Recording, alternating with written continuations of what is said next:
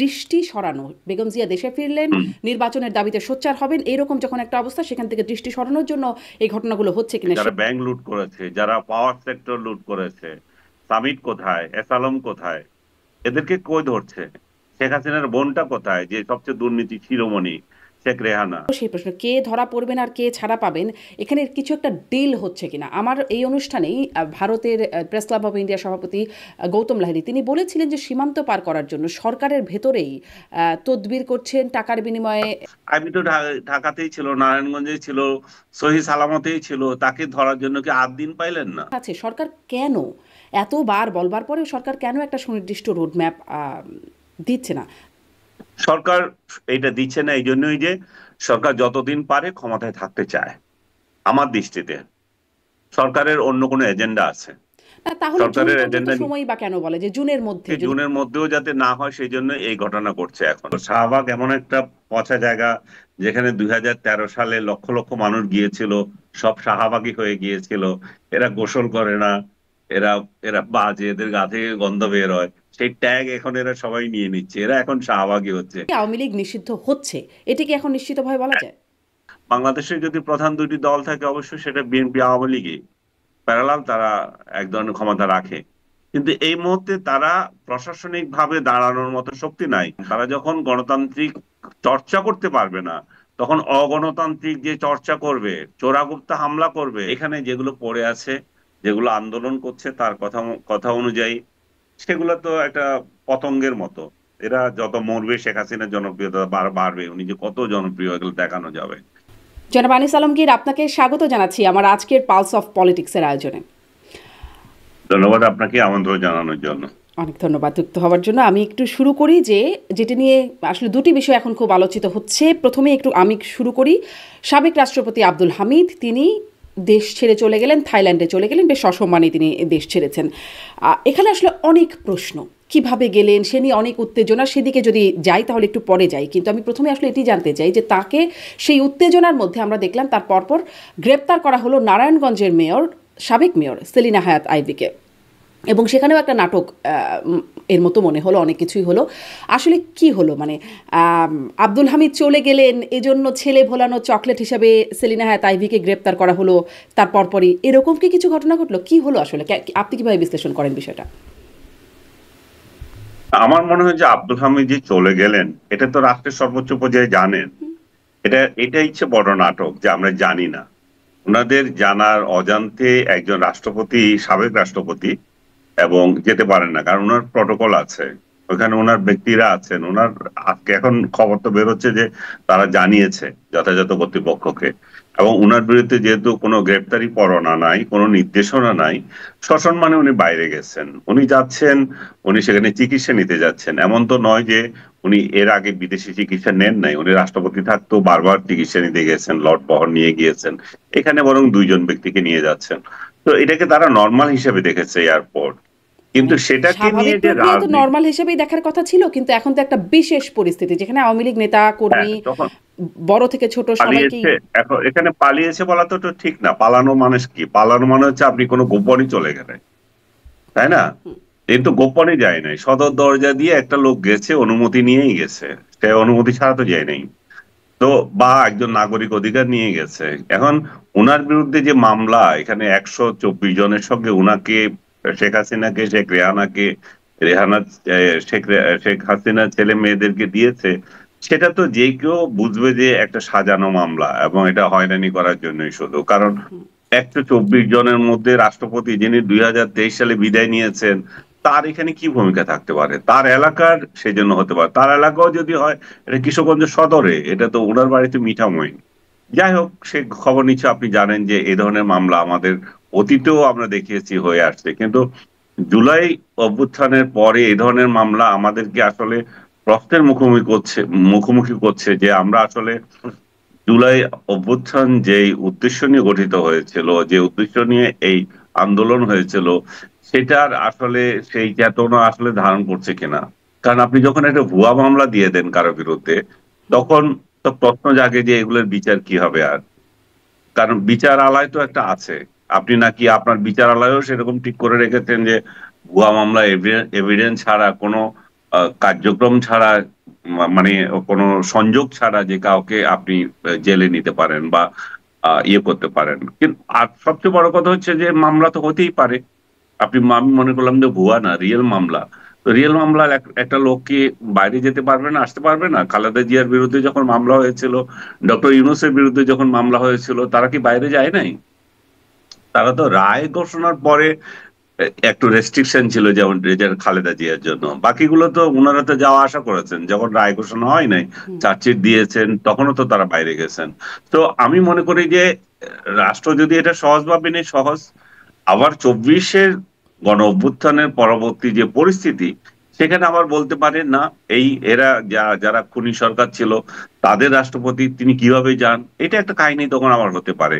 একই সঙ্গে আপনি বলছেন যে আইবি রহমানকে ওই দিনে না আটক করা।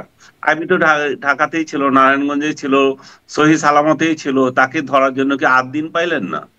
অন্যদিন কেন ধরেন নাই? এবং যেই এলাকাটা রেস্ট্রিক্টেড এলাকা, যমুনা, যেখানে কারো মিছিল মিটিং করার ইয়ে নাই, অধিকার নাই, এটা রাষ্ট্র কর্তৃক ইয়ে করা, নির্দেশনা জারি আছে, সেই জায়গায় আবার হাসনাত আব্দুল্লাহ সহ এবং অন্যরা যখন ডাক দিয়ে সমাবেশ করছেন, তো তাহলে বোঝা যায় যে রাষ্ট্রের সাথে এদের সংযোগ আছে, এবং এই তিনটা কাহিনীর সাথে একটা সংযোগ আছে দৃষ্টিকে অন্যদিকে সরিয়ে নেওয়ার। তারা কোন ঘটনা থেকে হচ্ছে, এটা একটা বিরাট কোশ্চেন। কিন্তু আমার কেন জানি রিডিং এ ধরা পড়ে যে আপনি যদি 2 দিন আগে খালেদা জিয়া এসছেন, মনে করেন 7 তারিখে আন্দোলন হলো, 7, 6, 8, 8ই তো শুক্রবার, বৃহস্পতিবার, শুক্রবার, আজকে 9 তারিখ গেছে, 8, 9, 2 দিনই চললো। 6 তারিখে খালেদা জিয়া আসলেন, তার মানে তার 2 দিন পরে এই ঘটনা। খালেদা জিয়া যে আসলেন, একটা বিরাট ধরনের চাঞ্চল্য বাংলাদেশে সৃষ্টি হয়েছে। যারা আমরা এখানে আছি তারা দেখতে পাচ্ছি যে ঢাকা শহর কিভাবে কলাপস করেছিল ওনার আগমন উপলক্ষে, এবং মানুষের মধ্যে একটা উদ্দীপনা জেগেছে যে এবার বোধহয় নির্বাচন নিয়ে আর কোনো তাল বাহানা চলবে না, নির্বাচনের নিশ্চয়ই একটা সুনির্দিষ্ট তারিখ ঘোষণা করে দেবেন। এবং বিএনপি নেত্রী, উনি বিএনপি চেয়ারপারসন আর সাবেক প্রধানমন্ত্রী, উনার যে গ্রহণযোগ্যতা সর্বমহলে, ইভেন আমি দেখেছি আওয়ামী লীগের লোকেরাও বলেছে যে ঠিকই আছে, উনি আসছেন, আমরা চাই যে একটা পরিবর্তন হোক উনার মাধ্যমে, একটা নির্বাচনটা যথাযথ সময়ে যাতে হয়ে যায়। এবং উনার একটা গ্রহণযোগ্যতা, আজকে জাতীয় নেত্রী হিসেবে উনার এমন একটা গ্রহণযোগ্যতা তৈরি হয়েছে, একটা অভিভাবক সুলভ আচরণ উনার মধ্যে এসেছে। এবং আপনি যদি বলেন ফ্যামিলি যেরকম একটা কর্তা ব্যক্তি হয়, সমাজে যেমন মুরব্বী হয়, তিনি একটা রাষ্ট্রীয় রাজনৈতিক অঙ্গনে একটা মুরব্বীর ভূমিকা পালন করে নির্বাচনটা যাতে ভালো হয় সেই ভূমিকা উনি নিতে পারবেন না। কারণ উনি তো পদাধিকার বলে বিএনপির এখনো চেয়ারপারসন, তাই না? যদিও উনি শারীরিকভাবে আগের মতো মোটেও সক্ষম না। এখন কেউ যদি বলেন যে উনি আগের মতোই সেই রাজপথে থাকবে, আসবে, আজকে আমি দেখতে পাচ্ছি যে তাকে রাজপথে আসার জন্য আহ্বান জানিয়েছেন যে যারা শাহবাগে আন্দোলন করছেন এই আওয়ামী লীগ নিষিদ্ধ করার দাবিতে। আপনাকে এর মধ্যে নিশ্চয়ই আপনি জানেন যে হাসনাত আব্দুল্লাহরা আন্দোলনটা করেছিল যে যমুনাতে, সেটা আওয়ামী লীগ নিষিদ্ধ করার দাবিতে, এবং সেই দাবি তারা পালন করেছে। শুক্রবার সারাদিন ওইখানে ছিল, বিকাল বেলায় তারা আবার 5টার দিকে শাহবাগে নিয়ে এসছে যে না, আমরা এখান থেকে এটা ভেন্যুটা চেঞ্জ করে নেব।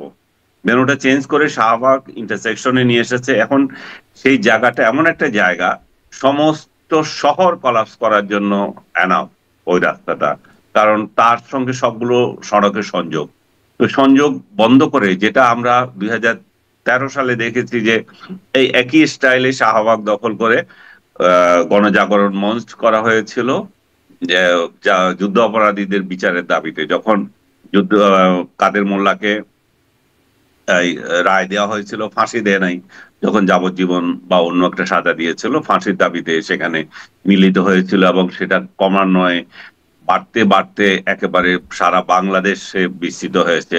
আমার যে এখনো স্পষ্ট মনে আছে, প্রথম দিকে যারা জড়িত হয়েছিল আওয়ামী লীগ মোটামুটি ক্ষিপ্তই ছিল তখন, কারণ এই আন্দোলনটা না হয় না কি আবার আওয়ামী লীগের বিরুদ্ধে চলে যায়। একটা পর্যায়ে খালেদা জিয়া তখন দেশের বাইরে ছিলেন, উনি যখন আসলেন, উনি এসে যখন এটা ওন করলেন না এবং জামাতের সুরে উনি কথা বললেন, বিশেষ করে জামাতের সেক্রেটারি জেনারেল আলী হাসান মুজাহিদ ওনার সাথে দেখা করেছেন বা একই সময় ওনারা বিবৃতি দিয়েছেন, তখন ঘটনা একদম উল্টে গেল। যারা আওয়ামী লীগ বিএনপির যে সমস্ত সমর্থকরা শাহবাগে ছিল, তারা তখন শাহবাগ বর্জন করলো এবং এই শাহবাগের পুরোটাই দখল নিয়ে নিল আওয়ামী লীগ। এবং এখনো পর্যন্ত সেটাকে আওয়ামী লীগের আন্দোলন বলা হচ্ছে, বাস্তবে সেটা আওয়ামী লীগের বিরুদ্ধে আন্দোলন ছিল। এবং সেই সেই সময় আওয়ামী লীগ নির্বাচনের মুখোমুখি, 14 নির্বাচন আওয়ামী লীগের জন্য একটা বিরাট পরিবর্তন, মানে বিরাট হুমকির সম্মুখীন হতে হয়তো এই যে শাহবাগ আন্দোলন দিয়ে। কিন্তু বিএনপি আমি মনে করবো যে এখানে হুম। ভুল পথে পরিচালিত হয়ে জি, এখন আসলে মাহমুদুর বিএনপি রহমান কোন পথে, কারণ আপনি যে কথাটা বললেন খুবই গুরুত্বপূর্ণ একটা জায়গা বললেন হুম, যে দৃষ্টি সরানো, বেগম জিয়া দেশে ফিরলেন, হুম, নির্বাচনের দাবিতে সোচ্চার হবেন, এরকম যখন একটা অবস্থা, সেখান থেকে দৃষ্টি সরানোর জন্য এই ঘটনাগুলো হচ্ছে কিনা সেই জায়গাটা যখন একটা প্রশ্নবোধক চিহ্ন বা একটা আলোচনার রাইট। জায়গা আমি আপনি তুললেন, আমি আমি আমি এখানে আমি একটু ঠিক- জানতে চাই তাহলে এখন বিএনপি এখানে আসলে কি করবে যখন এই দাবিতে চলছে আন্দোলন, বা দৃষ্টি সরে যাচ্ছেই কিনা? হ্যাঁ, আমি ওই জায়গায় আসছি। এখন দেখেন, যখন দেখলো যে খালেদা জিয়া, এখন সবার দৃষ্টি খালেদা জিয়ার উপরে, এবং খালেদা জিয়ার উপরে দৃষ্টি থাকা মানে কি, নির্বাচনটা যথাসময় দিয়ে যেতে হবে। এটা আর বলা যাবে না যে অল্প প্যাকেজ বড় হুম প্যাকেজ হুম যেটাই হোক, নির্বাচনের সুনির্দিষ্ট রোড ম্যাপ দিতে হবে আপনাকে। আপনি জুনে বলতেছেন না আমরা জুনের পরে যাব না, জুনের পরে যাবেন না, ঠিক আছে, তাহলে জুনের মধ্যেই করেন, রোড ম্যাপটা দেন, কোন মাসে কি হবে না হবে এটা ডিক্লেয়ার করে দেন। তাহলে মানুষ আশ্বস্ত হতে পারে, মানুষ প্রস্তুতি নিতে পারে। তার এই নির্বাচনটা কি আপনার হুম। জোটে হবে না এককে হবে, সবগুলো ভোটের হিসাব তো আছে না, যে যার মতো করে তখন একটা হিসাব করবে। এখন নির্বাচনের গোল ফোর্স থেকে সরে গিয়ে উনি জাতীয় ইস্যু নিয়ে ব্যস্ততা, হাজার হাজার ইস্যু, একদিন এক ইস্যু আছে, অকামার ইস্যু ভর্তি হয়ে গেছে, সংস্কারের নামে কালক্ষেপণ করা হচ্ছে বলে আজকেও বিএনপি ভারপ্রাপ্ত চেয়ারপারসন তারেক রহমান তার বক্তৃতায় বলেছেন। তো এই যে ঘটনাগুলো ঘটছে, তার মানে হচ্ছে যে নির্বাচনকে একটা অনিশ্চয়তার দিকে নিয়ে যাওয়া। এখন খুব আচ্ছা, এর সূক্ষ্মভাবে কি আপনি কোনো হিসাবটা ব্যাখ্যা আছে জনাব আনিস আলমগীর? আপনারা বিশ্লেষণ করেন, অনেক খবর রাখেন, এর কি কোনো ব্যাখ্যা আছে? সরকার কেন এতবার বলবার পরেও সরকার কেন একটা সুনির্দিষ্ট রোডম্যাপ দিচ্ছে না? দিলে কি সমস্যা? সরকার এটা দিচ্ছে না এই জন্যই যে সরকার যতদিন পারে ক্ষমতায় থাকতে চায়। আমার দৃষ্টিতে সরকারের অন্য কোনো এজেন্ডা আছে। না, তাহলে জুন সরকারের পর্যন্ত এজেন্ডা সময়ই বা কেন বলে যে জুনের মধ্যে? যদি দীর্ঘদিন থাকতে চায় তাহলে জুনের মধ্যে সময়টাই বা কেন বলছে? জুনের মধ্যে দিচ্ছে আপনাকে, জুনের মধ্যেও যাতে না হয় সেই জন্য এই ঘটনা ঘটছে এখন। আজকে যদি মনে করেন আওয়ামী লীগকে নিষিদ্ধ করার কথা বলছে, সব কয়টা রাজনৈতিক দল অলমোস্ট এক, ইভেন বিএনপিও বলছে করুক, কিন্তু নিজেরা ঘাড়ে নিচ্ছে না। এবং আজকে যেই কেয়ারটেকার ইয়ে ডক্টর ইউনূসের অফিস থেকে বিবৃতি দেওয়া হয়েছে, আমরা আওয়ামী লীগকে নিষিদ্ধ করার ব্যাপারে পদক্ষেপ নিচ্ছি, রাজনৈতিক দলগুলোর সাথে আমরা বসবো, এই কথা বলা হয়েছে। এবং আইন উপদেষ্টা আসিফ নজরুল বলেছেন যে আইন করতে তার কোনো সমস্যা নেই। এবং তার মানে হচ্ছে তারা সবাই নীতিগতভাবে এক হয়ে আছে যে আওয়ামী লীগকে এটা নিষিদ্ধ করবে। কিন্তু সেটা কার ঘাড়ে দেবে, কার ঘাড় দিয়ে ইয়ে করবে, হালাল করে নেবে, সেই জায়গায় একটু গন্ডগোল রয়ে গেছে। কারণ বিএনপি বহুবার বলেছে যে আমরা আওয়ামী লীগকে নিষিদ্ধ করুন, সেটা চাই না। কিন্তু আওয়ামী লীগ এখন, বিএনপি এখন বাধ্য হবে যে জনমতের তোড়ে যে এর সঙ্গে সুর মিলাতে। অলমোস্ট সুর তাদের একটু মিলেছেও। আমি কিছুক্ষণ আগে মির্জা ফখরুল ইসলাম আলমগীরের একটা ইন্টারভিউ দেখলাম একটা পত্রিকার সঙ্গে। উনি বলছেন যে আমরা কে নিষিদ্ধ করার, সরকার যদি করে আইন সিদ্ধভাবে, আদালত যদি অনুমতি দেয় তাহলে হতে পারে। আমি তো জনগণ, জনগণ আমি তো করতে পারবো না, আমরা তো করতে পারবো না। খুব ভালোভাবে উনি ব্যাখ্যাটা দিয়েছেন। তার মানে হচ্ছে যে এটা আদালত গড়াচ্ছে। এবং আদালত গড়ানো কোনো ব্যাপারই না, সরকার যখন সব রাজনৈতিক দলগুলোর কাছ থেকে এই নো অবজেকশন পেয়ে যাবে, তখন একটা সার্কুলার জারি করলে এটা নিষিদ্ধ হয়ে যায়। নিষিদ্ধ হওয়ার পরে কি হবে সেটা হচ্ছে বিষয়। আওয়ামী লীগ তো খুব মানে যদুমধু দল তাহলে কি এই নিশ্চয়ই নয়। পয়েন্টটা নিশ্চিত যে এই প্রক্রিয়াটা যে তৈরি করা হলো তার পরিণতি আওয়ামী লীগ নিষিদ্ধ হচ্ছে, এটা কি এখন নিশ্চিতভাবে বলা যায়? আমি আওয়ামী লীগ নিষিদ্ধ হওয়ার পথে যাচ্ছে, কারণ এই যে শাহবাগে যে বসিয়ে দেওয়া, এটা হচ্ছে গেম প্ল্যান। কারণ শাহবাগে বসিয়ে দিতে হবে কেন, আপনারাই তো ডক্টর ইউনূসকে নিয়োগ দিয়েছেন তাই না? তো নিয়োগকর্তার কাছে আবার ধর্ণা দেওয়ার জন্য শাহবাগে বসতে হবে কেন? আমরাই তো নিয়োগ দিয়েছি তাকে, আমাদের কথা তো উনি শুনবেন তাই না, এবং শুনতে বাধ্য। তো সেই জায়গায় আমরা এখানে বসছে কেন, বসছে মানে এটা কি মানুষকে আসলে সেই দেখানো। হালাল করার প্রক্রিয়া আপনি যেটি বলছিলেন? একজাক্টলি, এটা হালাল করার প্রক্রিয়া। আচ্ছা। এবং এই হালাল করা কেন, কারণ এই আপনি যে বলছেন যে জুনে যে নির্বাচন হবে, আমি এটা সন্দেহ করি যে জুনে হবে না। কেন হবে না? কারণ আওয়ামী লীগকে যখন আপনি নিষিদ্ধ করতে যাচ্ছেন, তখন আওয়ামী লীগ একটা নিষিদ্ধ সংগঠন হিসাবে নির্যাতনের শিকার হবে সারা বাংলাদেশে। এখন আওয়ামী লীগের লোকদেরকে আরো ভালো করে যে কোনো গণতান্ত্রিক শব্দ উচ্চারণের সঙ্গেও ধরা যাবে। এবং যেগুলোর ভালো ইমেজ আছে, আপনার এই যেমন আইভির মতো লোকজন, যাদের সমাজে গ্রহণযোগ্যতা ছিল, তাদেরকেও আপনি ইজিলি ধরতে পারবেন, কারণ এরা তখন নিষিদ্ধ সংগঠনের সদস্য। আর এই ধরতে ধরতে যেটা হবে, আওয়ামী লীগের যেহেতু শক্তি আছে, আওয়ামী লীগের সাথে একটা সংঘাত তৈরি হবে, বিএনপি অ্যান্ড আদার্স। এই সংঘাত এমন পর্যায়ে যাবে যে নির্বাচন অনুষ্ঠানের পরিস্থিতি আর থাকবে না। না, চোরা কিন্তু জনাব গুপ্তা আনিস হামলা আলমগীর, থেকে। মানে কাউকে ধরার জন্য তো হুম, নিষিদ্ধ করার দরকার হচ্ছে না, আইনেরই দরকার হচ্ছে না এখন। তাহলে মানে নিষিদ্ধ করে ধরতে হবে এরকম কি? এই যে সেরিনা হায়াৎ আইবিকে যে গ্রেপ্তার করা হলো, তিনি পুলিশের সামনেই বললেন যে তাকে গ্রেপ্তার করা হলো বা তাকে ধরে নিয়ে যাওয়া হচ্ছে, তাকে ওয়ারেন্ট পর্যন্ত দেখানো হয় নাই। মানে হুম, আইনের যে প্রয়োজন হচ্ছে না, সেটি যদি আব্দুল হামিদের যাওয়া, ওবায়দুল কাদেরের চলে যাওয়া, সাবির হোসেন চৌধুরী ছাড়া পাওয়া, মানে কেউ হুম, ধরা পড়ছেন, কেউ ছাড়া পাচ্ছেন, এই যে একটা প্রক্রিয়া হুম, চলছে, তাতে তো বোঝা যায় যে আইনের খুব বিষয় আশয় এখানে নাই, বা মানে হুম। নিষিদ্ধ করে ধরতে হবে এমন বিষয় আশয় কি খুব দরকার আছে? সরকার তো চাইলেই ধরতে পারে। নিষিদ্ধ না, নিষিদ্ধ করলে সুবিধা আছে তো। নিষিদ্ধ করলে একটা হচ্ছে যে আপনি নির্যাতনটা ভালো করে করতে পারবেন, সহি হবে, তখন আপনার তখন প্রশ্ন আসবে না। আপনি যখন কিছু একটা করতে যায় এরা, তখন ইন্টারন্যাশনালি বা দেশীয় ভাবে, আইনগতভাবে একটা অধিকারের প্রশ্ন আসে, আপনি একজনকে কেন ধরবেন। হুম, আর যখন নিষিদ্ধ সংগঠনের সদস্যদেরকে আপনি ধরেন, তুমি এই নিষিদ্ধ সংগঠনের কার্যক্রম করছো, তখন এটা তো অনেক হালাল, তাই না? তখন আপনার জন্য সুবিধা হয়। কিন্তু আমি বারবার আপনাকে যেটা বুঝাতে চাচ্ছি, সেটা হচ্ছে যে ওনারা যে আসলে নিষিদ্ধকরণ, সেটাও ওনাদের উদ্দেশ্য না। ওনাদের উদ্দেশ্য হচ্ছে যে গ্যাঞ্জাম তৈরি করা, নির্বাচনের গোল পোস্ট থেকে সরে যাওয়া, যখন অজুহাত তৈরি করা। এই অজুহাত তৈরি করার জন্য শুধু যে আওয়ামী লীগকে নিষিদ্ধ করা তো তাই না, জি। এর মধ্যে আপনি দেখছেন যে দুই প্রতিবেশীর সাথে সম্পর্ক আমাদের তলানিতে যাচ্ছে।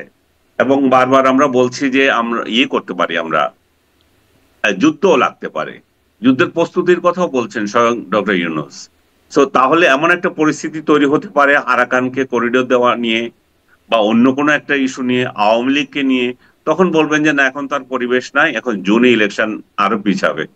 এবং আরেকটা বিষয় হচ্ছে যে ডক্টর ইউনূস চাইলেও তার সার্গেত যারা আছে এবং তার পছন্দের, তার শিষ্ট বলা যায় যে দল এনসিপি নির্বাচন চায় কিনা, এবং জামাতে ইসলামী চায় কিনা। নির্বাচন কে চাচ্ছে? নির্বাচন শুধুমাত্র বড় গলায় চাচ্ছে বিএনপি, কারণ বিএনপি জানে তারা এই মুহূর্তে নির্বাচন হলে ক্ষমতায় যেতে পারবে। আর বিএনপি যদি ক্ষমতায় চলে যায়, বাকিদের আহ ক্ষমতা কিছুটা হলেও হ্রাস পাবে, কিছুটা না, অনেকটাই হ্রাস পাবে। এবং তাদের এক একজনের অস্তিত্ব কি হয়, সেটা নিয়েও তারা কোশ্চেন তুলছে। তখন যদি আওয়ামী লীগ আবার ফেরত আসে এই বিএনপির ছত্রছায়ায়, কিংবা গণতান্ত্রিক আহ আন্দোলনের সুবিধা নিয়ে গণতান্ত্রিক পরিবেশ যখন তৈরি হয়, তখন তো তারা আসতেই পারে। হুম। দেশি বিদেশি চাপ আছে। এরা নিষিদ্ধ থাকলো একদিকে, আরেকদিকে গ্যাঞ্জামের মধ্য দিয়ে ইলেকশন যদি পিছিয়ে যায়, তাহলে এদের দুই দলেরই লাভ। কারণ এনসিপি একটা নতুন দল, তাদের তো এখন সংগঠন গড়ে তোলার সময়, তাই না? তারা খুব ভালো করে জানে যে এই মুহূর্তে নির্বাচন হলে তাদের তিনজনও আসবে কিনা সন্দেহ, যদি কারোর সাথে ঐক্য না হয় হুম। নিজস্ব শক্তিতে, তিনজনও আসবে না। এবং তারা খুব ভালো করে জানে তাদের শক্তি এই নগর কেন্দ্রে কিছু লোকের কাছে, বাইরে তাদের কোনো জি। অস্তিত্বই নাই। মানে এটা স্পষ্ট হলো জনাব আনিস আলমগীর যে বিএনপি নির্বাচন চাইছে, কেন চাইছে, আর এনসিপি জামাত তারা চাইছে না বা দেরিতে চাইছে, সেটি কেন চাইছে। আপনি এটা একটু মানে আওয়ামী লীগ নিষিদ্ধ করার জন্য যেই প্রক্রিয়া এখন চলছে আন্দোলন, সেদিকে আমি আরেকটু আসবো, কিন্তু ওই প্রশ্ন যেটা আমি একটু না, করছিলামও যে জামাতের বিষয়টা আমি আপনাকে ক্লিয়ার করি। আচ্ছা। জামাত জামাত আপনার মনে হতে পারে নির্বাচন চাচ্ছে, কিন্তু বাস্তবে কিন্তু তারা নির্বাচন চাচ্ছে না। তারা চায় যে আরো যদি 2-3 বছর এভাবে থাকে, তাহলে তারা যে এখন অঘোষিত ভাবে সরকারের প্রভাব বিস্তার করছে, সেই প্রভাবটা আরো বিস্তার হবে। বিশেষ করে শিক্ষাঙ্গন দখল হচ্ছে তাদের প্রধান উদ্দেশ্য। এবং প্রতিটা বিশ্ববিদ্যালয়ের ভিসি তাদের কর্তৃক নিয়োজিত। তাদের কর্তৃক নিয়োজিত বলাটা ডাইরেক্ট ঠিক হচ্ছে না, তাদের লোকজন নিয়োজিত, তাদের লোকজনই ভিসি হয়েছে, দুই একটা ইউনিভার্সিটি বাদ দিয়ে, including Dhaka university, Chittagong university, তো বড় রাজশাহী ইউনিভার্সিটি, তো বড় বড় ইউনিভার্সিটি গুলো যখন তাদের দখলে, তাদের ছাত্র সংগঠন সেই 80-র দশকে এরশাদ আমলে যেভাবে মানে বিকশিত হয়েছিল, এখন একেবারে পরিপূর্ণভাবে ফল দেবে। এখন তাদের শক্তি এতটা বেড়েছে। তো শিক্ষাঙ্গন যখন দখল হয়ে যায়, ছাত্রদের মধ্যে যখন আপনার জনপ্রিয়তা বেড়ে যায়, ক্যাম্পাসগুলোতে যখন ইলেকশন হবে, আপনার সংসদ হবে, তখন জামাতের ক্ষমতা এর থেকে অনেক অনেক বাড়বে। এই মুহূর্তে যেটা তাদের ভোট ব্যাংক বলা যায় না, তাদের ভোটের রেশিও খুব কম, এবং অদূর ভবিষ্যতে হয়তো ইসলামিক যত দল আছে তারা যদি ঐক্য করে, এনসিপি যদি তাদের সঙ্গে জোট বাঁধে, তাহলে ক্ষমতার ভাগাভাগিতে তারা একটা বিরাট একটা চ্যালেঞ্জের সম্মুখীন করতে পারবে বিএনপিকে। বিএনপি এখন যে জনপ্রিয়তা আছে সেই জনপ্রিয়তা থাকবে না। বিএনপি যে জনপ্রিয়তা যেভাবে আগাচ্ছিল সেটা ক্ষয় হচ্ছে দিন দিন। আপনি জানেন বিএনপির বাইরে সারা দেশে বিএনপি নেতাদের কার্যক্রম নিয়ে সমালোচনা হচ্ছে, এবং সেই সমালোচনাও একটা পরিকল্পিত। কারণ বিএনপি ক্ষমতায় নাই, বিএনপিকে কিন্তু আপনি চাঁদাবাজির সুযোগ করে দিচ্ছেন। চাঁদাবাজির সুযোগ বন্ধ করার দায়িত্ব কার? সরকারের। সরকার কিন্তু এটা করছে না। বিএনপি বারবার বলছে যে চাঁদাবাজদের গ্রেপ্তার করো এবং যথাযথভাবে অ্যাকশন নাও, কিন্তু সেটা হয় না। কারণ হচ্ছে তার মানে কি দাঁড়াচ্ছে? তার মানে হচ্ছে সরকার চাচ্ছে যে বিএনপি এভাবে আরো পচুক, এবং তাতে করে এই কিন্তু বিএনপি কি পরিস্থিতিতে একাই পড়ছে? এনসিপি কি পড়ছে না? মানে তাদের দুর্নীতি, তাদের চাঁদাবাজি, তাদের প্রভাব খাটানো, এরকম নানা বিষয় তো আলোচনায় আসছে। বিএনপি এনসিপি যে বিষয়টা, সেটা শহর কেন্দ্রিক, এবং তারা শক্তিশালী হওয়া, অর্থবিত্ত অর্জন করা, এগুলো বাংলাদেশে যে রাজনীতি, সেই রাজনীতিতে অর্থবিত্ত অর্জন না করলে আপনাকে জনপ্রতিনিধি হওয়াও কঠিন। তো তাদের হিসাব আলাদা, বিএনপির হিসাব আলাদা। বিএনপি এই মুহূর্তে নির্বাচন চায়, এই মুহূর্তে ক্ষমতায় যাওয়ার ক্ষমতায় যাওয়ার মতো একটা দল। আর এরা যদি শক্তি অর্জন করে, জামাত সহ অন্যান্যদের সাথে অ্যালায়েন্স করে, তাহলে কিন্তু তখন বিএনপির জন্য একটা বড় ধরনের চ্যালেঞ্জ আসবে। সেই জন্য বিএনপি কিন্তু দেখবেন আপনি এনসিপির বিরুদ্ধে বড় ধরনের কোনো কথা বলে না। এখনো তারেক রহমানের যে বক্তৃতা, সেটা বলছে যে স্বৈরাচার বিরোধী যেই শক্তিগুলো আমরা একসঙ্গে ছিলাম, তাদের মধ্যে অটুট বন্ধন এটা ছেঁড়ার জন্য পরিকল্পিত কারসাজি হচ্ছে। পরিকল্পিত কারসাজি কি? কারসাজি হচ্ছে এগুলোই। তো কেন আসলে বিএনপি কেন শক্তিশালীভাবে, না শক্তভাবে কথা বলে না? বিএনপি বলে না যদি এখনই, কারণ এক শ্রেণীর লোক আছে বাংলাদেশে। ডক্টর ইউনূস একটা নাইস প্রোপাগান্ডা টিম তৈরি করেছেন সারা তার ঢাকা কেন্দ্রিক এবং সারা দেশে। এরা এমন একটা আবহ তৈরি করেছে যে ডক্টর ইউনূস চলে গেলে দেশের মধ্যে কি যে হবে, এবং বিএনপির ইমেজটা এমন ভাবে প্রকাশিত হচ্ছে যে আওয়ামী লীগ হচ্ছে একটা দুর্বৃত্ত দল ছিল, এরা তো আরো দুর্বৃত্ত। এবং সত্যিকার অর্থে এরা অনেকগুলো কার্যক্রম সেরকমই করেছে। কারণ আওয়ামী লীগ যেখানে যেখানে চাঁদাবাজি করতো, এদের চাঁদার পরিমাণ এরাই দখল করেছে, এবং চাঁদার পরিমাণ আরো বেড়ে গেছে। এবং আওয়ামী লীগ যেভাবে অত্যাচার করতো, এদের লোকজনও সেভাবে অত্যাচার করছে। এরা ইভেন এত নিকৃষ্ট ধরনের কার্যক্রম করছে যে সব জায়গা দখল দখল দখল, এই যে মসজিদ কমিটি পর্যন্ত দখল করছে, যার কোনো যোগ্যতা নাই। টোকাই শ্রেণীর লোকজন এসে সমাজের নেতৃত্ব নিয়ে নিচ্ছে। তো এগুলো দেখে সমাজের ভালো লোকগুলো তো ক্ষিপ্ত হচ্ছে বিএনপির প্রতি, বিএনপির লোকেরও ক্ষিপ্ত হচ্ছে। তো তাদের জনপ্রিয়তা তো কমে যাচ্ছে। হ্যাঁ, কিন্তু বিএনপি, কিন্তু মানে বিএনপি বিএনপি আপনি যদি বলছেন যে বিএনপি একটু শেষ করতে শক্তভাবে দিন, কথা বলছে একটু না। আমি আসলে এটাও জানতে চাচ্ছিলাম যে বিএনপি একটা না শক্ত একটু শেষ অবস্থানে। করতে দেন। বিএনপি যদি ক্ষমতায় থাকতো তাহলে কিন্তু এই অ্যাকশন নিতে পারতো।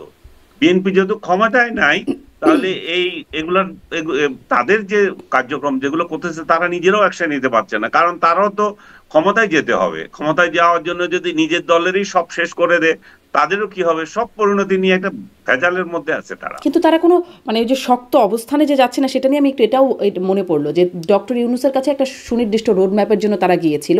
তার আগে অনেক হুমকি ছিল, বার্তা ছিল, না পেলে আন্দোলন, রাজপথে আন্দোলন, সোজা আঙ্গুলে ঘি না উঠলে বাঁকা করতে হবে, আমাদের খেলা এখনো, বা বিএনপির খেলা এখনো দেখোই নাই, এরকম নানান বক্তব্য একদম বিভিন্ন স্তরের নেতাদের কাছ থেকে আসছে। মির্জা ফখরুল ইসলাম আলমগীর পর্যন্ত প্রয়োজনে রাস্তায় নামার কথা বলেছেন বারবার। সেখানে আন্দোলন, মানে ডক্টর ইউনূসের সাথে বৈঠক হলো, অসন্তোষ জ্ঞাপন করলো, তারপরে আর বললেন যে আর নাকি আন্দোলনের প্রয়োজনই নাই, যেখানে এতদিন ধরে আন্দোলন দরকার, করব বলা হচ্ছে, তারপরে বলছেন যে আর আন্দোলনের আসলে প্রয়োজন নেই এই সরকারের বিরুদ্ধে। এই যে শক্ত হব বলেও না হওয়াটা, বিএনপি আসলে কি কোথাও আটকে যাচ্ছে কোনো একটা শক্ত অবস্থানে নিতে, নির্বাচনের দাবিতে, বা তাদের যে দাবি আছে সেই দাবিগুলোর ব্যাপারে কথা বলার জন্য কোথাও কি বিএনপি পিছুটান পাচ্ছে? পিছুটান আছে, আপনি একদম রাইটলি পয়েন্ট আউট করেছেন। আমি সেদিনই বলেছিলাম এটা, যেদিন মির্জা ফখরুল ইসলাম আলমগীর দেখা করলেন এবং শক্ত ভাষায় বললেন আমরা অসন্তুষ্ট, পরের দিনেই ওনাকে বাদ দিয়ে নজরুল ইসলামকে দিয়ে বলা হলো আমরা সরকারকে সহযোগিতা করে যাব। আমি বললাম যে সেদিনেই আসলে বিএনপির ক্ষমতায় যাওয়ার স্বপ্ন অর্ধেক শেষ হয়ে গেছে, কারণ এটা তাদের রাজনৈতিক পরাজয় এক ধরনের। তারা সেটা এখন ওভারকাম কিভাবে করবে আমি জানি না। তারা কেন সেটা বলতে বাধ্য হয়েছে সেটা তারা জানে, আমি জানি না। এটার অভ্যন্তরে কি ঘটনা এরা বলে না। আমি দুই একজনকে জিজ্ঞেস করেছিলাম, না সাধারণ বিষয়, এটা সাধারণ বিষয় নয়, আপনিও সেটা অবজার্ভ করেছেন, এটা সাধারণ বিষয় না। তাদের কোথাও না কোথাও একটা দুর্বলতা রয়ে গেছে, যার কারণে তারা আগের মতো শক্ত ভাষায় কথা বলতে পারছে না। তারা এটা খুব ভালো করেই জানে যে সমস্ত এই যে প্রপাগান্ডা টিম বিএনপি কে একটু হেয় করছে সোশ্যাল মিডিয়া, এগুলো কিছুই না। এগুলা নির্বাচন যায় বলে তাদেরকে টিটকারি করছে, এগুলো কিছুই না। কারণ ভোট হলে জনগণ বিএনপি কে ভোট দেবে, কারণ জনগণ স্থিতিশীলতা চায়। জনগণ একেবারে মানে একেবারে খারাপ হলেও একটা নির্বাচিত সরকারকে চায়, কারণ এখন তারা অধৈর্য হয়ে গেছে, তারা কোনো পদক্ষেপ নিতে পারছে না। দেশের জি।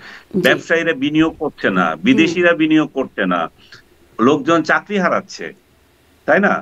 অর্থনীতির সূচকগুলো যেগুলো শেখ হাসিনা রেখে গিয়েছিল, তারা তো স্বৈরাচার বলে আমরা সবাই লেভেল দিচ্ছি, কিন্তু সেই জায়গা থেকে নেমে যাচ্ছে। তো স্বৈরাচার আবার জনপ্রিয় হয়ে যাচ্ছে, তো তাহলে আর আন্দোলন এত সংগ্রামের কি দরকার ছিল? সেই জায়গায় মানুষ হতাশ হচ্ছে। কিন্তু মানে সেটাই, আপনি সমস্যাগুলো চিহ্নিত করছেন, কিন্তু বিএনপির পিছু টানটা কোথায় সেটিও একটু বোঝার চেষ্টা করছিলাম। আগে না হয় বুঝলাম, যখন শেখ হাসিনা শাসনামল ছিল তখনও আন্দোলন করতো, তখন অনেক ট্রলও হতো বিএনপিকে নিয়ে, ঈদের পর, রোজার পর, পূজার পর আন্দোলন। কিন্তু তখন কেন আন্দোলন হতো না বা আন্দোলন জোরালো হতো না, সেটির একটা ব্যাখ্যা থাকতে পারে যে তখন গ্রেপ্তার করা হতো তাদেরকে। এখন আসলে কি, বা মামলা দেওয়া হতো, গুমেরও ভয় থাকতো। এখন আসলে কি, সেটাই আমি একটু বোঝার চেষ্টা করছিলাম। যাই হোক, হয়তো সামনে বুঝবো। অনেকগুলো প্রশ্ন আমার রয়ে যাচ্ছে, একটু ছোট ছোট করে যদি জনাব আনিস আলমগীর একটু জানতে পারি। আব্দুল হামিদ চলে গেলেন, সেই প্রসঙ্গেই কে যাবেন, কে থাকবেন, কাকে ধরা হবে, কাকে ছাড়া হবে, বা সসম্মানে চলে যাবেন, এটি আসলে কিভাবে নির্ধারিত হচ্ছে, সেটি কি এতদিনে বোঝা গেল? না, এটারও কোনো আগামাথা নাই। আর কারে ধরছেন, কারে কারে ছাড়ছেন? সবচেয়ে দুর্নীতিবাজ লোকগুলো দেশের বাইরে। এক সালমান ছাড়া তো আমি আর কারো দুর্নীতিবাজকে দেখি না এই আটকা পড়ে আছে। যারা ব্যাংক লুট করেছে, যারা পাওয়ার সেক্টর লুট করেছে, সামিট কোথায়, এস আলম কোথায়, এদেরকে কই ধরছে? শেখ হাসিনার বোনটা কোথায়, যে সবচেয়ে দুর্নীতি শিরোমণি, শেখ রেহানা, সেও তো নাই। তো আপনি যেখানে যারা লুটেরা, যারা তারা চলে গেছে, চুনুপুটি কতগুলাকে ধরছেন।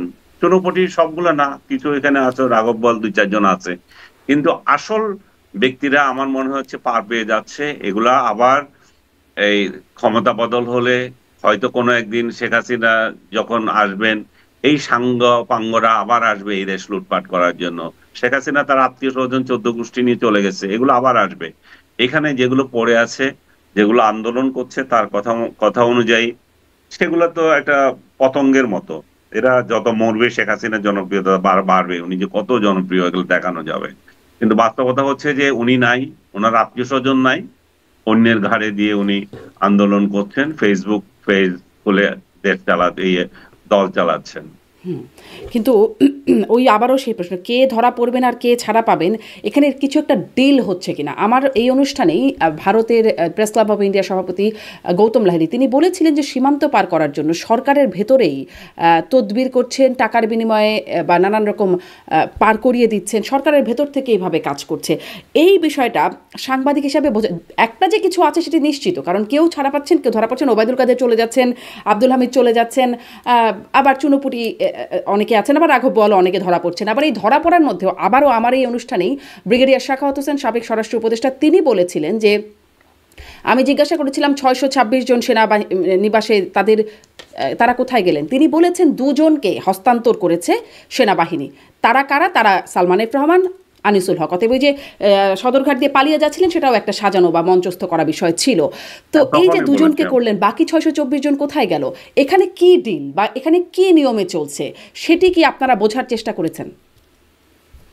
আমরা কিভাবে বোঝার চেষ্টা করব? স্বয়ং সেনাপ্রধান যখন বলেন যে এটা আমাদের কাছে আছে এবং উনার কাছে আছে, তাহলে সরকার সেই জবাবদিহিতা, তো উনি তো সরকারেরই অংশ, তাই না? তো সরকার কি তার কাছে জবাবদিহিতা তার কাছে চেয়েছে? বাকিগুলো কই এখন? তারা কোথায় গেল? তাতে ক্যান্টনমেন্টে আসে, আমি তো দেখেছি, আপনি নিশ্চয়ই দেখেছেন সেনাপ্রধানের সেই স্টেটমেন্ট, তাই না? তো তাহলে ওগুলো কোথায়? আমরা তো জানি না। এখন তাহলে সরকারকে সেই প্রশ্ন করা উচিত, ওরা কোথায় গেল? বাকি চোরগুলো কেন, কিভাবে পালালো? পালিয়েছে তো, বা যারা আছে এখন তাদেরকে কেন ধরা হয় না? কিন্তু আপনি ধরছেন কোন এক আহ ইয়েকে, এমপি কে, সে ইলেকশন করেছিল, সেই জন্য। ইলেকশন করলে তো অপরাধ না, ইলেকশন করছে, পার্টিক্যাল ইলেকশন হয়েছে, সবাই ইলেকশন করে। সামনে যে কি ইলেকশন হবে সেটাও তো আমরা জানি না, এর থেকে বড় পার্টিক্যাল ইলেকশন হইতে পারে হয়তো।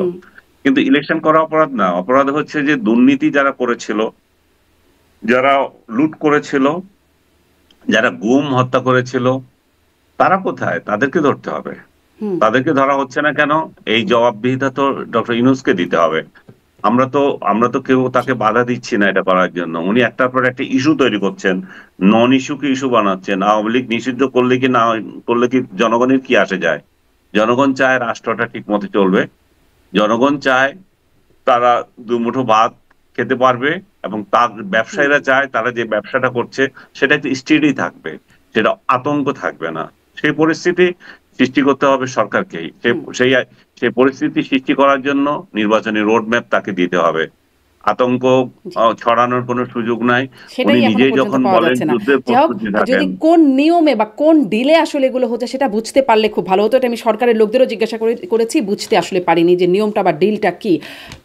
অনলাইন অ্যাক্টিভিস্ট, বেশ আলোচিত এবং প্রভাবশালী পিনাকি ভট্টাচার্য, তিনি বলছেন সাবেক রাষ্ট্রপতি আব্দুল হামিদ তিনি যে দেশ ছেড়ে গেলেন এর পেছনে সেনাপ্রধানের শক্তিতে গেছেন বা তারই সহযোগিতায় আসলে তিনি দেশ ছেড়েছেন। এই প্রসঙ্গে কি আপনি কোনো মন্তব্য করবেন? অস্বাভাবিক না, কারণ এখানে একজন নেতার নাম এসেছে, জামাত নেতা, যেটা ওনার আত্মীয়, শ্যালক বা এই জাতীয় একজন। হ্যাঁ, তো সে তাদের খাতিরে যেতেও পারে। আর সবচেয়ে বড় কথা, তার নামে তো কোনো মামলা নাই। আপনি এটা তো মামলা শুধু আছে, রাষ্ট্রপতি মামলা হিসেবে আছে, দেখছিলেন। ওয়ারেন্ট নাই। না, সরি সরি, ওয়ারেন্ট নাই, মামলা আছে, সরি, আমি সংশোধনে দিচ্ছি। তো আপনি আপনি আমি তো এখন আমার নামে একটা, ইভেন আমার নামে একটা মামলাও হলো, আপনার নামে একটা হলো, তো হলে যে আমি যেতে পারবো না সেটা তো না। পারবো না কেন? আমি তো চোর ডাকাত না, একজন রাষ্ট্রপতি, উনি সাবেক রাষ্ট্রপতি। তো উনার তো একটা এখনো সাবেক হিসাবে উনি প্রটোকল পান, পাবেন। সেটা দেখেন আপনি। আর বিচার, উনি ওনাকে দেশে আনার ব্যবস্থা করেন যে চিকিৎসা শেষে, তো সেই পরিবেশ রাখেন।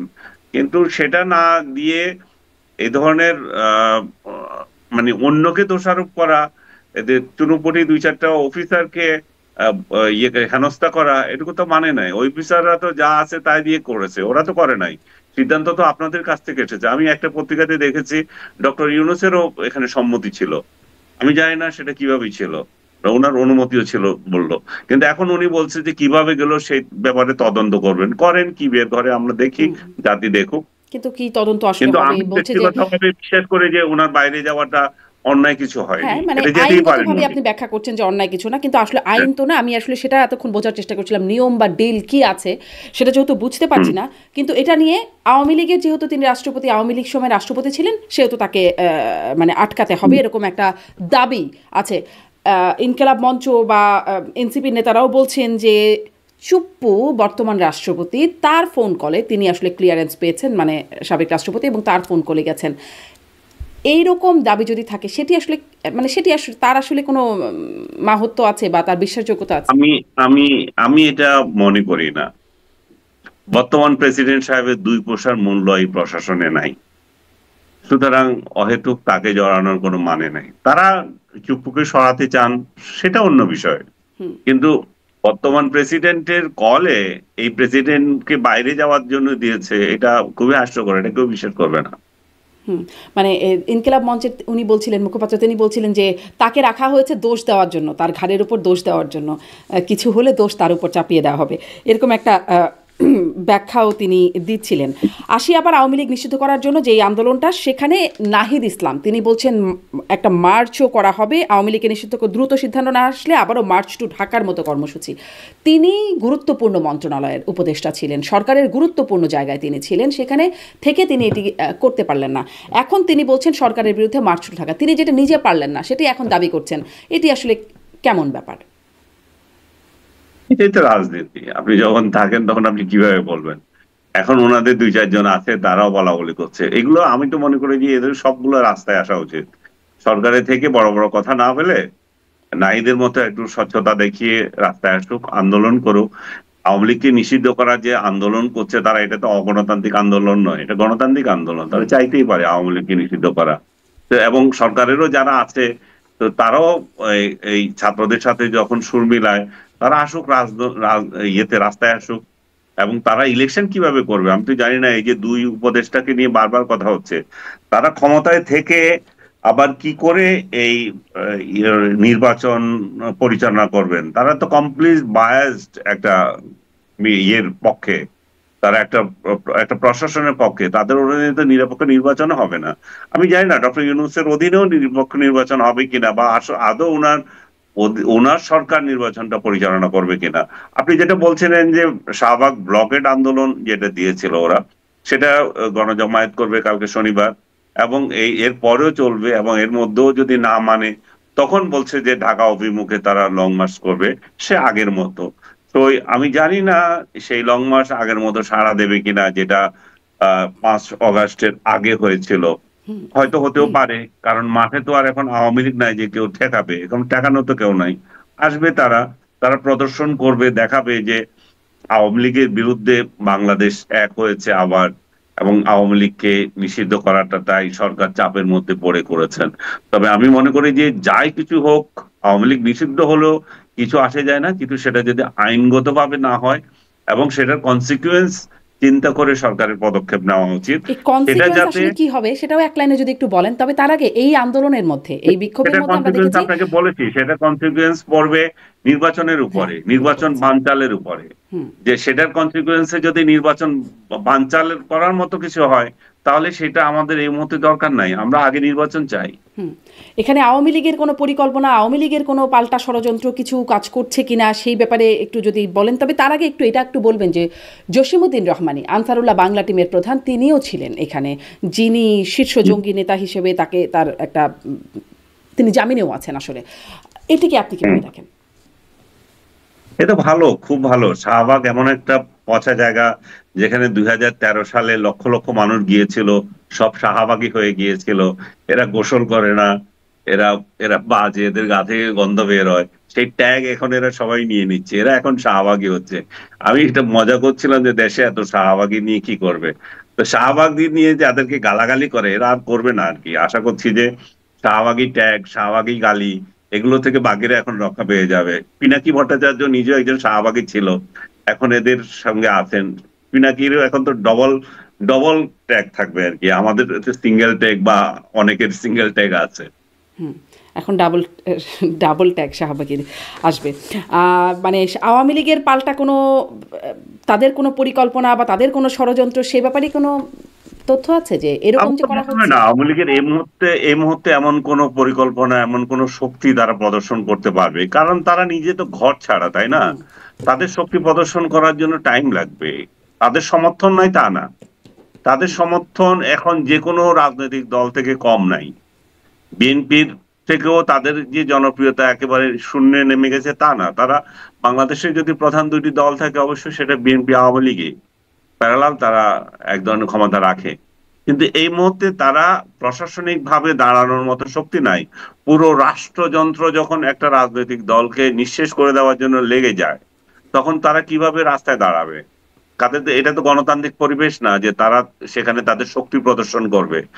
সেই জায়গার কথা বলছিলাম, তারা যখন গণতান্ত্রিক চর্চা করতে পারবে না, তখন অগণতান্ত্রিক যে চর্চা করবে, চোরাগুপ্তা হামলা করবে, নির্বাচন বানচাল করার জন্য আগুন ধরাবে, এই করবে সেই করবে, তখন তো ঝামেলা হবে। তখন এটা সামাল দেওয়ার মতো শক্তি পরিস্থিতি এই সরকারের আছে কিনা, এবং কোন অনির্বাচিত সরকার সেই ধরনের শক্তি পায় কিনা, পাবে না।